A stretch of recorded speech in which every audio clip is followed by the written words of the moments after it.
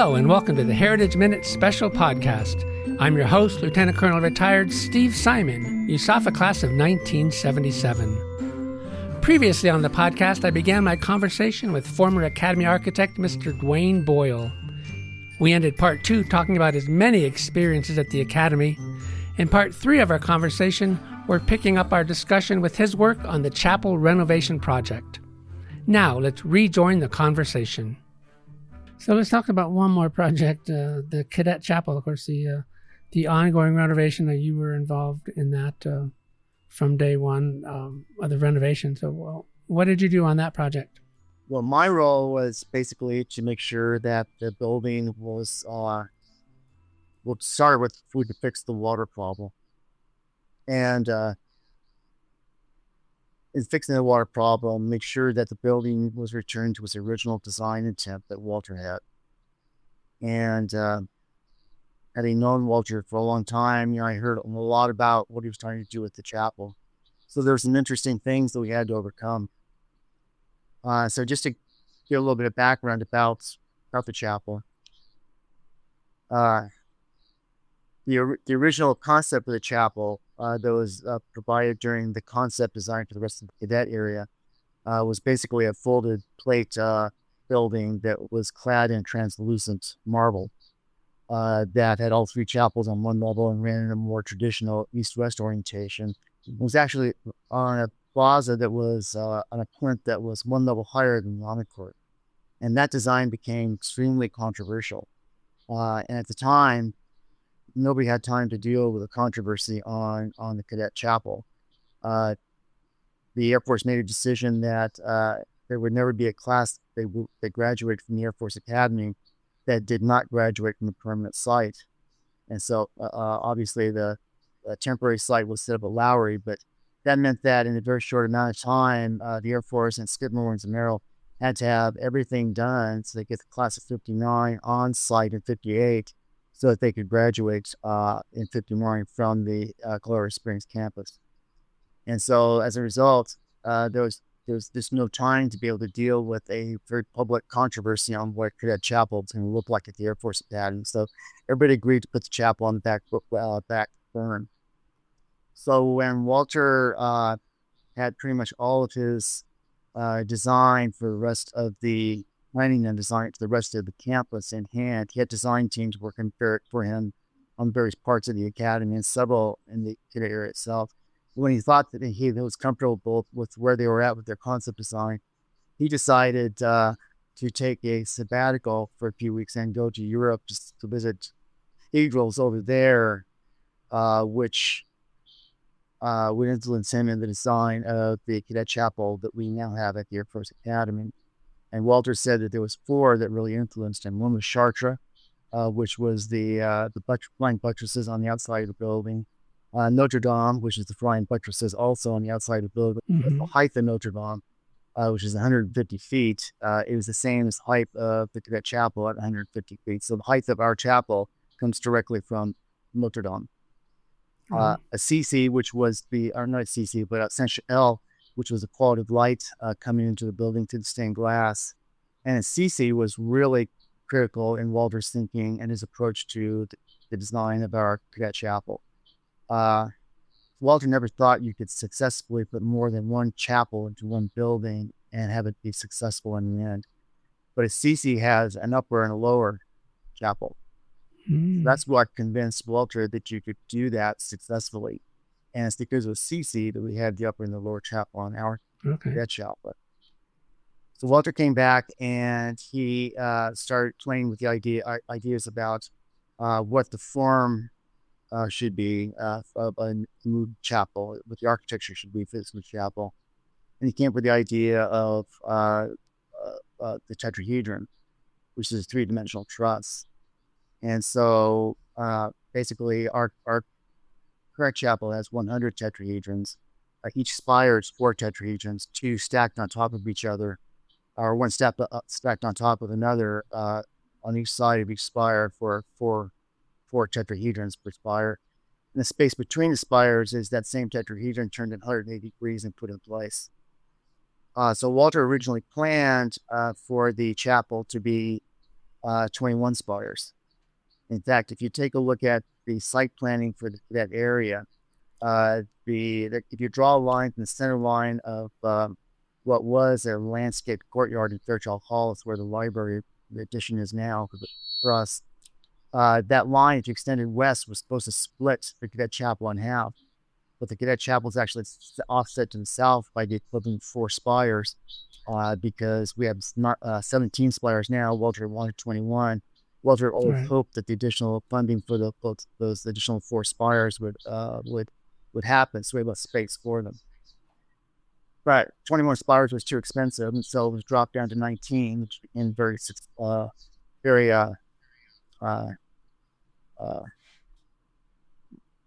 serious proposal for quite a long time, but that ended up being too expensive also. So it dropped down to the 17 spires that we have now, but it's still too expensive. So Walter had designed into the cadet chapel originally a waterproof membrane that sat behind the aluminum skin. And so all the joints would actually be open. They'd be tight fitted joints, but they wouldn't be sealed. So the skin, the aluminum skin on the outside of the chapel was originally conceived to be a rain screen, where most of the water would shed off. Some water would actually get through the joints. And that water that got through the joints was intercepted by the interior membrane and carried out. Well, because of budget cuts, that interior membrane was value engineered out in favor of doing 32 miles of caulking on the building, which is really crazy, because if you think about that, that's one continuous bead of caulk from Colorado Springs to Pueblo. And that's just on the outside skin of the building, and it doesn't include the sealants that would normally be used throughout the rest of the building. And the sealants never worked. And we spent millions of dollars and a lot of downtime for the chapel, scaffolding up, things like that, to be able to reseal the chapel, and it never worked. So the idea was, let's fix it once and for all, and basically, bite the bullet essentially, and let's do this and get it done right. So that's what's happening right now, is that it's being done differently, but the concept of having an internal membrane system behind the aluminum and having the aluminum as the same as a rain screen is what's happening at the chapel right now. And the testing back the way Walter intended it. Right. Walter Nitsch. And based on the water testing, where we've had an actual prop engine from an airplane sitting in front of the mock-up and pouring water on the mock-up and having it basically force water into the mock-up, it didn't leak. We had one leak that we found the cause of, and it was a minor issue. So I think that's going to be really successful. But then that means a whole new skin for the outside of the building. And Walter wanted the cadet chapel to be what he called a living building. It would be constantly changing, where all the rest of the buildings in the cadet area are very static. They don't change during the day. They don't change during the seasons. They don't change, over the years. But the cadet chapel, he wanted to have a building that had its own life. And he'd always talk about that. And unfortunately, I never asked him how he did it, because the chapel had this kind of a iridescent sheen to it that will change all the time. It changed from a basic aluminum color to a champagne color, depending where the sun was. And that was a key characteristic that we were going to have to match in the new skin was going to go on the building. And I never asked Walter how he did it. And if I would have, it would have saved us a whole much time and money also to get it right. So during design, we did a number of samples of the aluminum, and we all thought that this iridescent sheen had something to do with the anodization process. And anodizing this process puts a coating on aluminum and protects it from weathering, and that's industry standard. I mean, aluminum cladding on exterior of buildings is anodized. So we were doing a lot of anodized samples throughout the design process. Couldn't even come close. And at the very end of design, we did one last batch of design of samples, and we adhered them to the southwest spire. And a bunch of us got out there at 2:00 in the afternoon. The sun was a bright sunny day, And one of the samples was actually close on color. It didn't have the iridescent sheen that it needed to have, but it was really close on color. And so everybody walked away kind of feeling really good that, well, maybe we have 50% of the problem solved. So in my office being in Harmon Hall, later that day, I walked out, I was going home. So I thought I'd walk over and take a look at the sample. And by that time, the sun had moved over by the mountains. The building behind the samples had changed, and sample did not change. And it wasn't even a close match anymore. So we thought at that point, let's leave it up to the contractor who has a lot more resources to try and figure out what Walter did. And so the contractor comes on board, which is J.E. John, very good contractor. And they started running into the same problems. They have a consultant or a fabricator that's called, his name is Zahner. Zahner's in Kansas City. They do these complicated building cladding systems all around the world. They've done Frank Gehry's buildings, if you're familiar with Frank Gehry, the Disney Concert Hall, lots of these incredibly complicated buildings. So they're the right ones to be able to tackle the chapel, but they were running into the same problems, trying to figure out what Walter did that we ran into during design. But I was adamant that, we weren't just going to take a regular aluminum and put it on the building. It wasn't going to have the same design characteristics that Walter intended. That wasn't going to be a good thing. So we kept on going, and through coincidence, we found out that Walter had specified that the aluminum on the outside of the chapel not be anodized.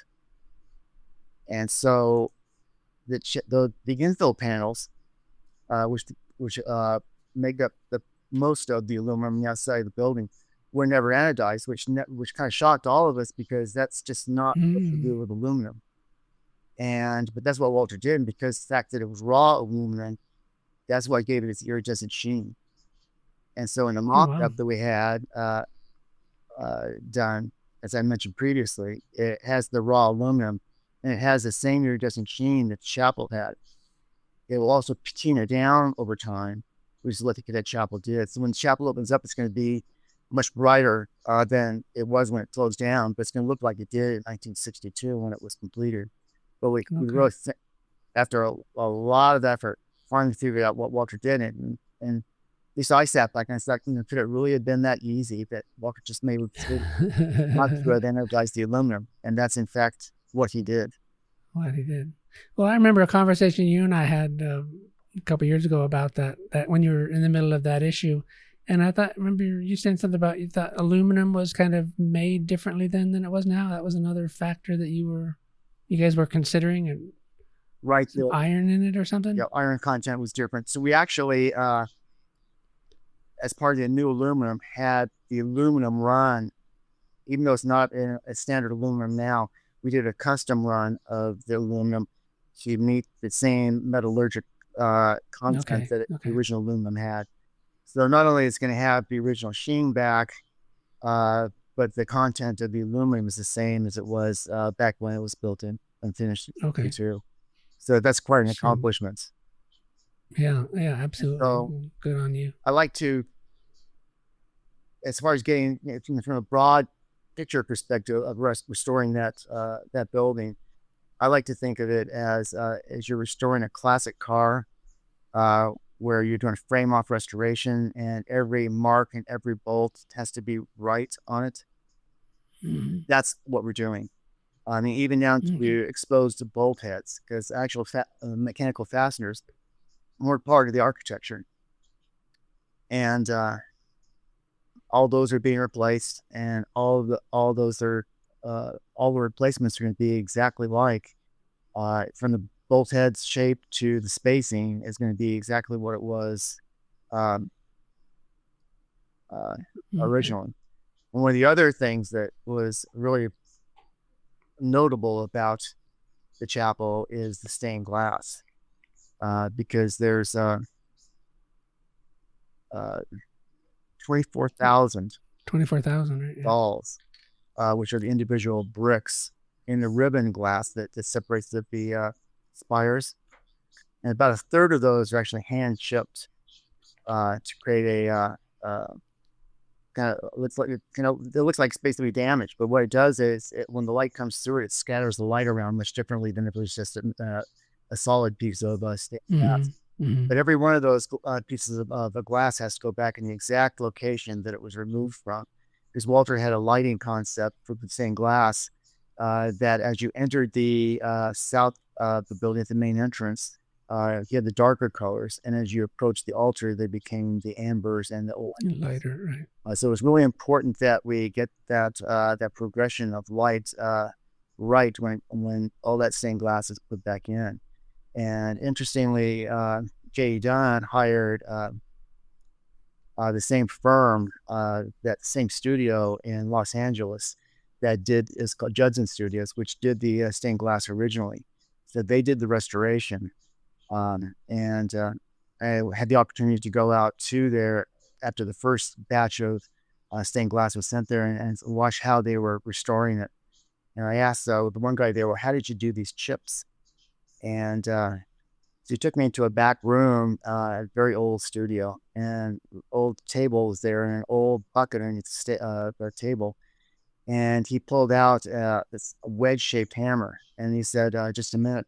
And he went and got a piece of glass that they had basically in their storage room. It was a doll just like ours. It wasn't one of our dolls, but just like Mm-hmm. it. And he just lightly tapped the edge of the glass with that wedge-shaped hammer, and it popped the glass off. So that's how all Oh, wow. those chips were made. Couldn't help but think, I wonder if that hammer was one of the hammers they used originally. So it was Could have pretty been. old. So basically, we had several dolls that were damaged. Some we thought had to be replaced. We were actually able to repair every one of the dolls, Wow. except for we thought one, and it was so badly broken up it actually had a hole through it. Wow. So we had, as part of the project, Blanco Glass in West Virginia, who was on tap to replace any of the glass. They cast the original stained glass. They were going to be on tap to replace any of the dolls that had to be replaced.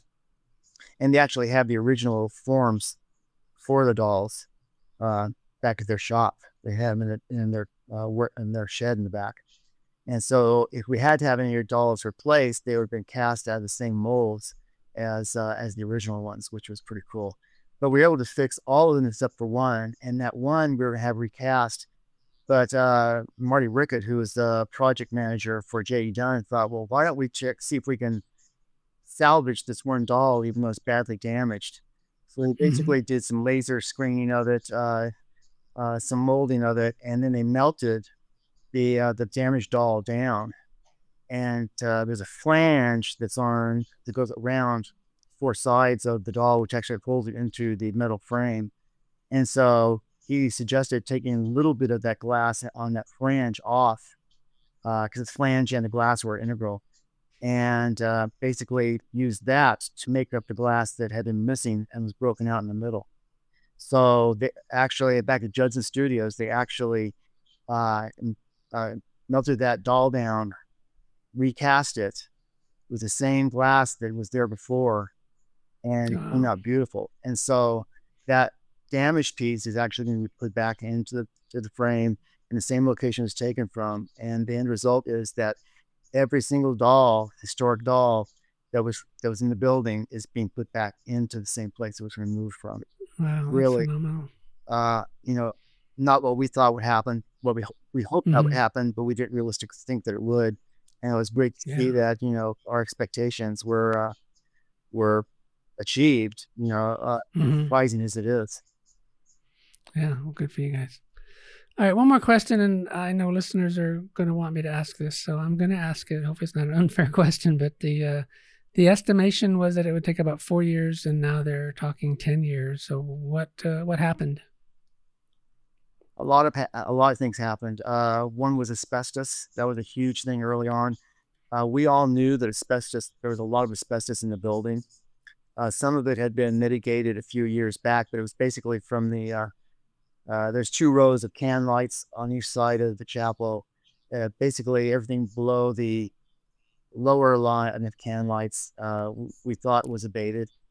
But we also knew that there was an extensive amount of asbestos in the upper spires, upper tetrahedrons. How much we Mhm. didn't know, and in order to test it, we would have to do some, or get in there, we'd have to do some destructive testing, which would have basically shut the chapel down much earlier than we actually shut it down. So we had to make some assumptions on what we knew at the time from the testing that we could do. Uh, so that's the way the contract was let. Sure enough, when they were able to start doing the destructive testing to determine the asbestos, there was more asbestos found there than we anticipated. In fact, there Mhm. asbestos that had traveled from one spires to another. So that required a massive uh, uh, mitigation project to the chapel, which took a lot of time. There was modification, obviously, that had to be done. That asbestos mitigation project ended up being the largest asbestos mitigation project in the history of Colorado. 1.1 million cubic feet of area was abated, which is a Okay. massive project. So that held us back, obviously. I mean, if you should take a look at some of the pictures on how everything had to be closed off inside the chapel, I think there was at any point in time there was about one half of the qualified asbestos workers in Colorado working on the project. Jeez. Um, Oh. so that was an issue. The aluminum was an issue trying to match the Mhm. requirements. Right. That took some time. Uh, our latest issue that I know about, and I've been gone since the 1st of December, so I can only talk about to that point, was that there was some misalignment of the structural steel, the tetrahedrons. Not a structural problem. Back in the 50s, they didn't have ways of using lasers to be able to set steel. So there was Sure. some fluctuation in spacing on some of the structural members. Not a lot, but enough to create problems uh, with the panels, the aluminum panels, and the internal membrane panels that were going to go inside the building. So the assumption was that the steel would have been aligned better than it was. And so you could actually mass produce the aluminum panels that were going to go on the outside of the building. That turned out not to be possible. Mhm. So every piece of aluminum that's going on that building has to be manufactured size wise to the location that it's going to go. And so that's taking a lot of time to be able to do that. Wow. Mhm. And there's some Okay. other obviously little things in there also. Those are the big ones. Okay. Well, thanks for sharing that information. I know that is a common question for reunion attendees and other visitors. But certainly, in having been in there and seen the project, you quickly get an appreciation for how complicated it is and how many pieces and parts, and obviously how precisely they have to be measured and attached to accomplish the not leaking objective. So Right. good information there. Thank So you for that. you So go into the chapel now, they're getting some of the internal membrane panels put in. There's quite a lot few of those installed. But basically, the upper level was taken down to its frame. All the acoustic plaster was gone. Uh, you know, we had to match the acoustic plaster, also known from a color standpoint, but from a texture standpoint, to make sure that it matched. Uh, the pews inside the Protestant pews have been refinished. I think probably right. everybody knows that the end caps on the pews were supposed to emulate an airplane propeller. Uh, Mhm. and at least I knew that those end caps were made of wood laminates, uh, which an airplane propeller is also to give it strength. But Right. because of age and yellowiness finish and uh, just dirt on the pews, uh, you couldn't see it. Now that it's been stripped down, they've been stripped down, refinished. Mm. Everybody's going to be really surprised what those pews look like when they go back into the building because they are absolutely beautiful. All the wood laminates now can be seen, and some of there's a lot of water damage to the pews. One area in particular was completely rotted away. Uh, all of that has been fixed with original veneers, so it's all it's going to be nice. to everybody to see that when they get back into the building. Yeah, we're all eagerly anticipating that day. Me too. We're just about out of time. I'd like to get your concluding thoughts, Duane. But first, a word of thanks to our listeners and to let everyone know that Heritage Minutes and Heritage Minutes specials are all available anytime at usafa.org/heritagehub. That's usafa.org/heritagehub. Heritage Minutes publish every Sunday in one form or another, to include this month in Air Force Academy history items and audio and video episodes. Heritage Minutes specials like this one drop the third Sunday of every month. You can also find us by searching Heritage Minutes on YouTube, and you can catch This Day in Air Force Academy History every day on KAFA, the Academy's radio station, 97.7 FM, or online at usafa.edu/radio. We're talking with the Academy's former architect, Duane Boyle. And before I let you go, maybe ask you one more question. Looking back at your career here, what are you most proud of? Well, I think I'm very proud of have been associated with the Air Force Academy, and I really thank the Academy for actually putting up with me so many years. Obviously, the Academy is about training leaders, and sometimes that's not necessarily aligned with some esoteric issues related to architecture. But the Academy put up with me for a long time, and hopefully I've done some good things there. I hope that the Academy into the future recognizes what a magnificent and important campus that is, and recognizes all the thought that was put into it originally, which is easily lost in a large bureaucracy and the goal of getting things done quickly. I think it would be a shame to not carry those same original design values into the future as the Academy grows, and the Academy will continue to grow. Mm-hmm. I think that when you take a look at the new cyber building, which I had a lot to do with, it respects the original design philosophy that Walter, put in effect and established, but also projects its role in the future of the Academy. I think that's important, and I just hope that the Academy, as people move on, will ensure that people who come back in have that same design, respect for the design, and the same attitude towards preserving the Academy as it grows. I think that's important for everybody to recognize as the Academy moves forward. I really miss the Academy a lot, so it's an important place. Yeah, very important. Well, thank you. That's a perfect way to wrap up our interview.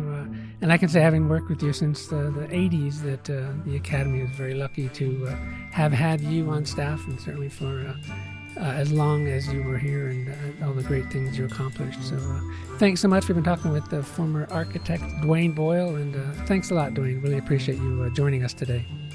Thank you for having me. This concludes part 3 of my 3-part conversation with former Air Force Academy architect, Mr. Duane Boyle. You can listen again to parts 1 and 2, or our full conversation at usafa.org/heritagehub. That's usafa.org/heritagehub. I'm your Heritage Minute special host, Lieutenant Colonel retired Steve Simon, class of '77. Thank you for listening.